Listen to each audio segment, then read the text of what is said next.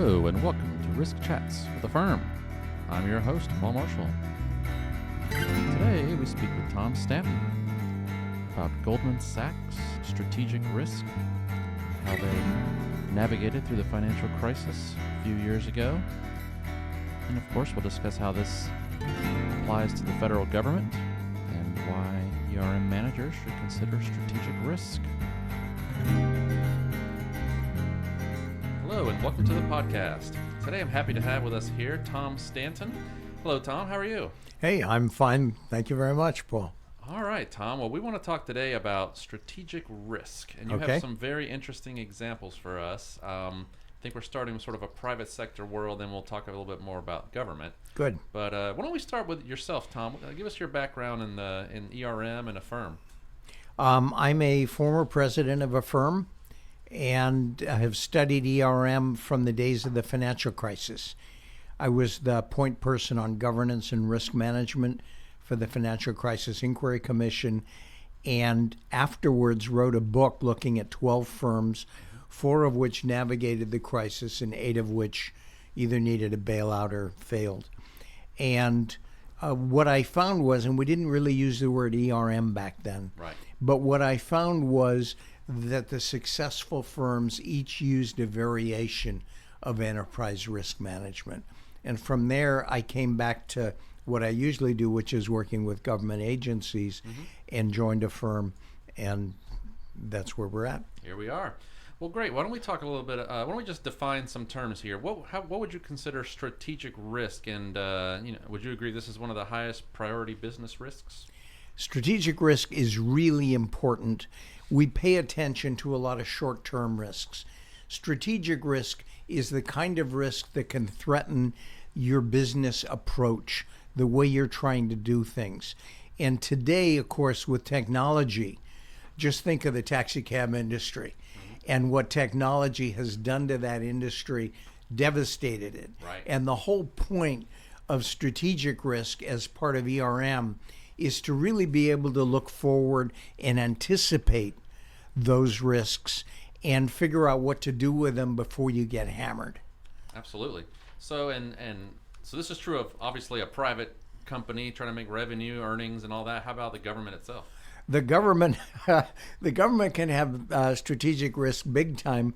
Just think of the post office, right, and the way the internet has absolutely drained first-class mail, which is the way the post office was largely paying for itself.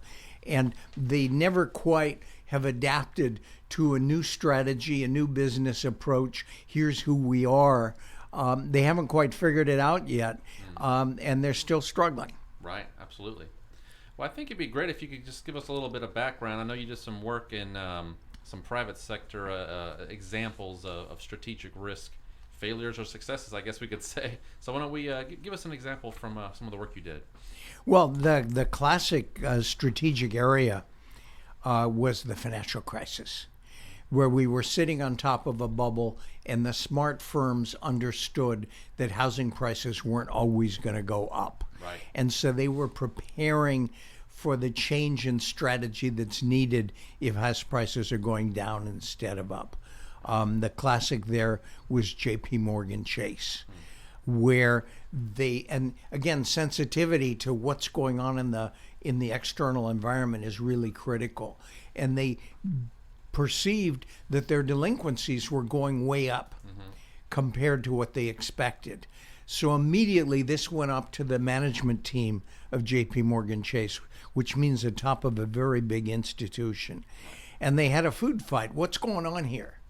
Are our delinquencies higher or lower than our competitors? Well, the answer came back, our delinquencies are lower than our competitors. If it had been higher, you'd know what to do. It's an internal problem.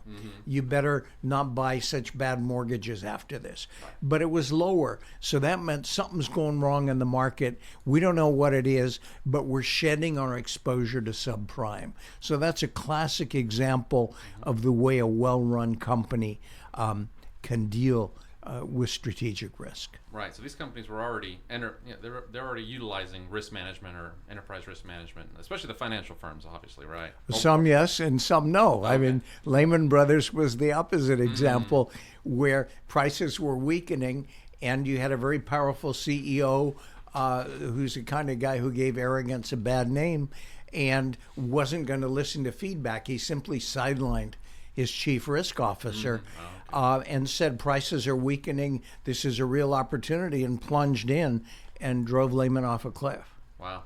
Right. So, yeah, some survived and, well, many did not. And I'm curious about, so I think you have a good story about Goldman Sachs and some of their risk management culture and how that changed over the years. Do you mind give us a little? Well, Goldman was one of the firms that successfully navigated the crisis. And we interviewed people at Goldman, from the CEO, the COO, Gary Cohn, who's later in the White House, on down, the chief risk officer, chief financial officer, and so forth. And what happened at Goldman was the head of the mortgage desk, whom we also interviewed, saw that they were losing money for 10 days when their very sophisticated technologies and algorithms said they should have made money. Immediately, the bad news went to the top. And immediately people came down, looked over this guy's shoulder. He said, how do you do this? What does that mean? What does that mean? And the report went back to the management team. And what they did, they're unlike JP Morgan Chase, they're an investment bank, they hedged. And so they came, as our CFO told us, closer to home and simply hedged their exposure so that they navigated the crisis quite well. We were totally impressed because Goldman developed a series of controllers that would look over the traders' shoulders and mark their positions to market every night. Right. So it was a very serious thing. Let me give a little history about Goldman, because we'll talk about some more recent developments. Goldman had been a partnership. When you're a partnership and somebody screws up, you can lose your house. You can lose everything. Right. So partners would always look over each other's shoulders. So it built in a culture of what Goldman called, we're long-term greedy. Okay. And so that's what led to the Goldman we saw. Now, Goldman changed from a partnership to a shareholder-owned company. And that reduced the incentives to be careful about risk. When we interviewed Goldman, they were in the midst of that. They said, we can have it both ways. We can keep our fine culture, and we can also expand our capital base. Right. It's not at all clear that Goldman was able to do it. And now we get into the area of strategic risk. Goldman, in order to escape any problems in the financial crisis, even though they'd been very successful, they and Morgan Stanley became bank holding companies in order to get the backing of the Fed. Right. Being a bank holding company changed Goldman's profile dramatically. As a bank holding company, you're not nearly as nimble as when you're out there virtually unregulated as an investment bank. And it also increased capital requirements and other things. So Goldman became a different kind of institution. So they're in the midst, talk about strategic risk, of a changing strategic environment that requires a new way of thinking about things. Right, absolutely. So, what are some things maybe in the last few years that kind of demonstrate, the risk that, I guess, this change in culture and what the consequences of that?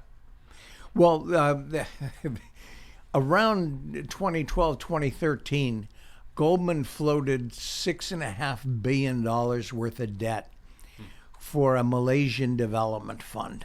Okay.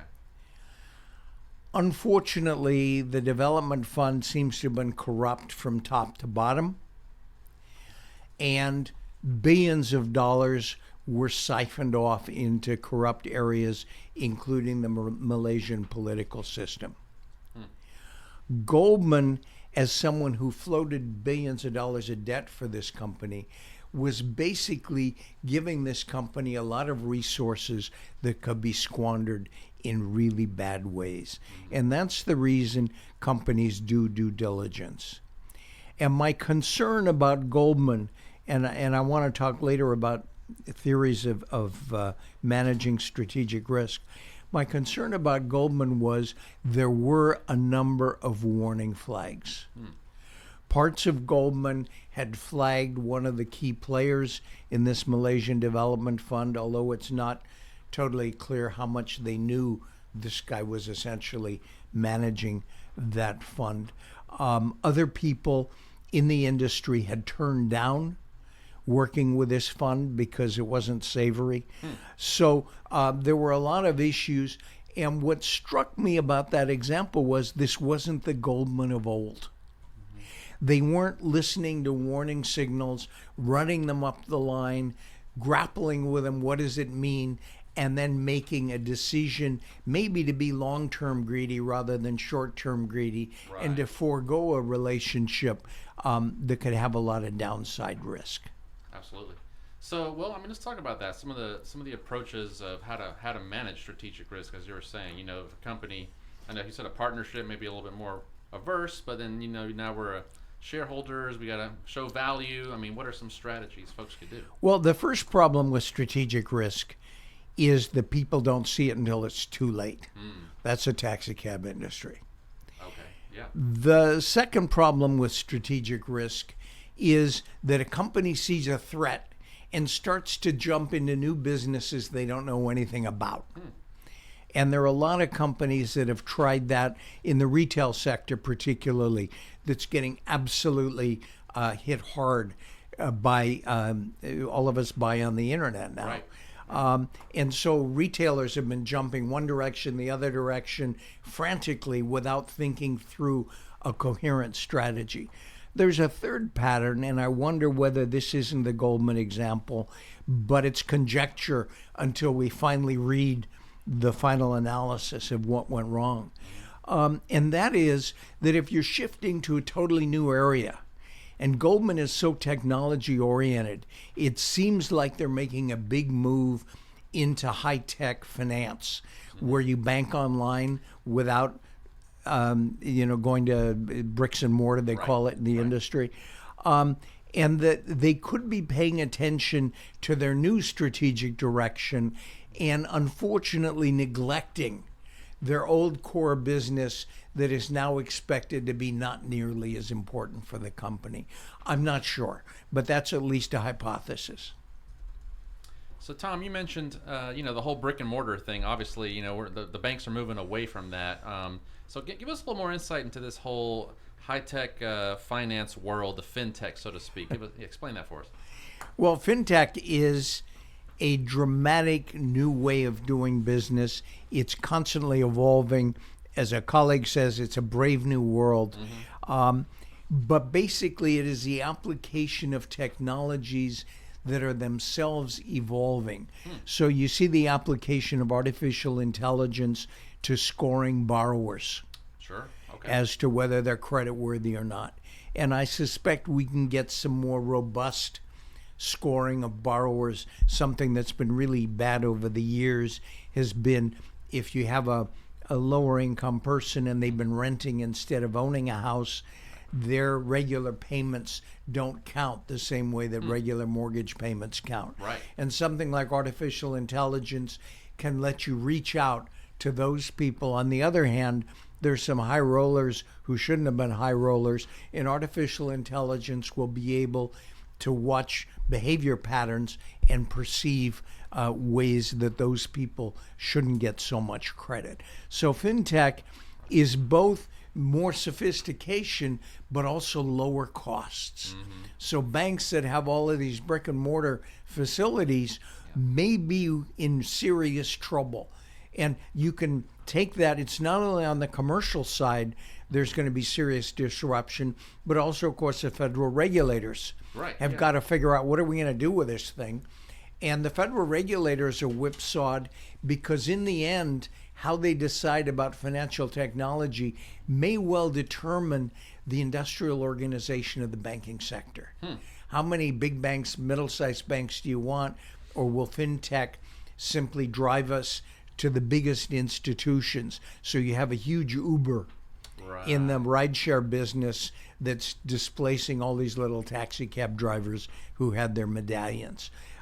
So there are going to be all sorts of decisions the government's got to make. Right. So you're saying they're kind of struggling with this right now just to figure out how to get ahead of this, or even just keep up with it. Yeah. Keep up with it, Yeah. basically. Yeah. Another issue that's of real concern is, of course, cybersecurity. And that's constantly evolving and appears to be getting more and more sophisticated. I'm sure the cyber actors are using artificial intelligence at this point to try to figure out weak spots. So recently, Capital One, which is a national bank, suffered a breach. We've had other major companies suffering breaches. And what the regulators have to get ahead of is how much can you require a bank to invest now to protect against the future.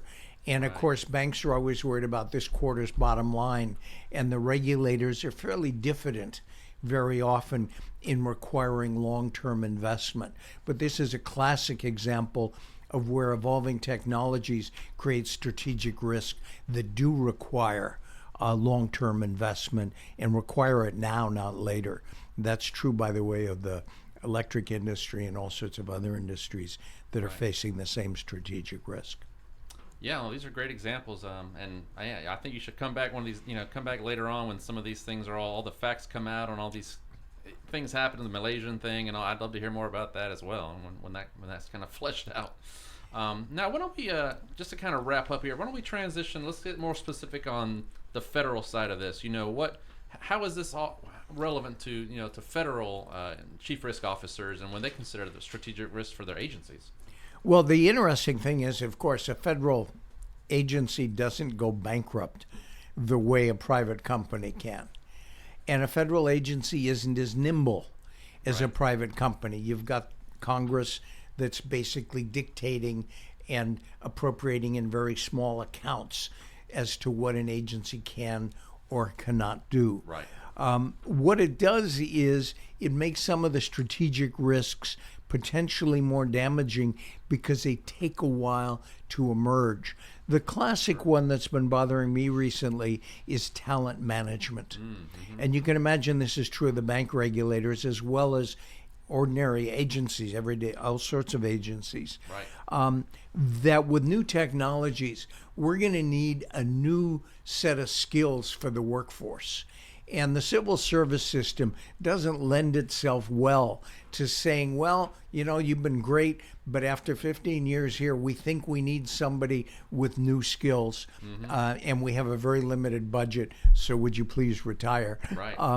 So the government is going to have to do some proactive work to figure out ways to design their HR systems so that they can anticipate bringing on short-term employees, maybe 5 years, something like that, in order to do the work. And also, you're going to need sophisticated in-house people in order to manage contractors. Right. You've got to have in-house people who are capable of keeping up. So in terms of strategic risk, the one is IT. Clearly, the agencies are going to have to keep up with the outside world. And the second one is human resources.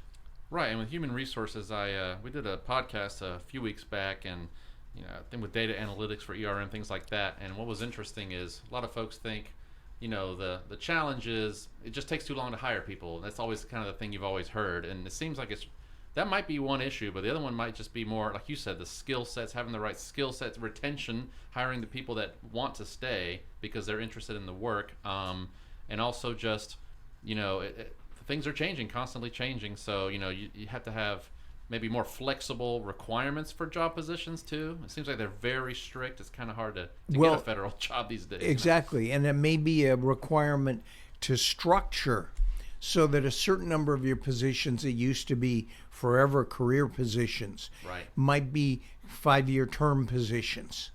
And a friend of mine who used to be the Deputy Assistant Secretary for Defense Manpower sketched out a pyramid, and at the top you have your long-term career people. Then you have more people that come in that are term employees. And at the bottom, you have contractors who are much more nimble and able to bring the skill sets to bear that you need. Right. But you need the people in-house to be able to manage those contractors. Right, absolutely. So, Tom, I really just had one more question. So we're talking about strategic risk at the federal level.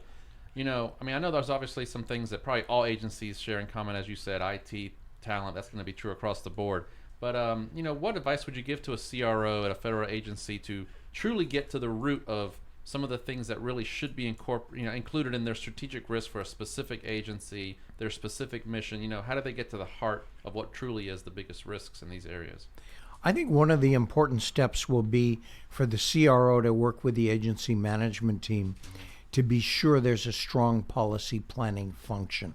Okay. For example, if you have an agency that makes loans and loan guarantees, if the private sector is moving to greater and greater sophistication, the government better look at that, because otherwise your loan portfolio is going to get cherry-picked and you'll be left with higher and higher delinquencies and defaults, at least in areas where the private sector and the government serve the same areas.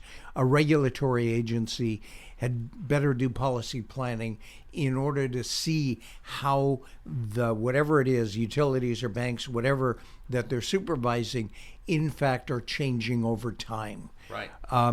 Again, a grant-making agency may want to check, because technologies are changing, the world is changing out there. Are our grants, do they have the same efficacy they had before, or do we need to shift in order to get a greater bang for the buck?